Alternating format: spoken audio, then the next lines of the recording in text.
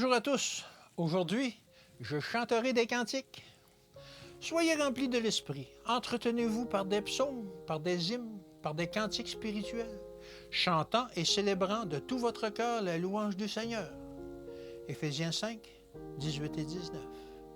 L'Éternel est glorifié par les cantiques de louange qui s'élèvent d'un cœur pur, rempli d'amour et de zèle à son égard. La gratitude que les chrétiens éprouvent envers l'Éternel et la paix divine qui les domine intérieurement, les pousse à célébrer la louange du Seigneur. Elle les pousse aussi à parler de la dette d'amour et de reconnaissance qu'ils ont à l'égard de leur Sauveur, dont l'amour a été si grand pour eux qu'il a choisi la mort afin qu'ils aient la vie. L'histoire des hymnes de la Bible est pleine de suggestions touchant l'usage et les bienfaits de la musique et du chant. On a souvent avili la musique en la faisant servir à des fins condamnables.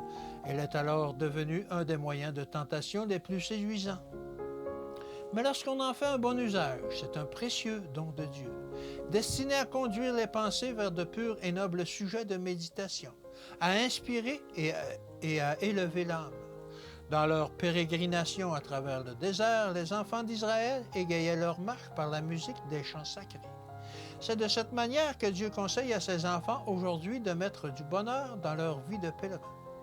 Il y a peu de moyens plus efficaces pour fixer dans la mémoire les paroles de Dieu que de les répéter dans un cantique.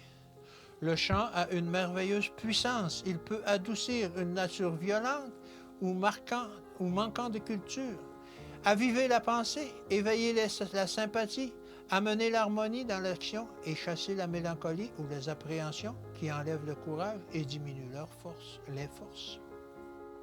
C'est aussi l'un des moyens les plus efficaces pour graver dans le cœur les vérités spirituelles.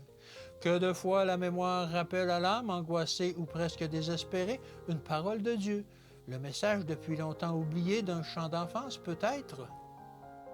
La tentation perd alors son attrait. La vie semble reprendre un nouveau sens, une nouvelle orientation, et le courage et la joie, ainsi obtenus, se communiquent à d'autres âmes. Que Dieu vous bénisse et qu'il vous garde, et à demain.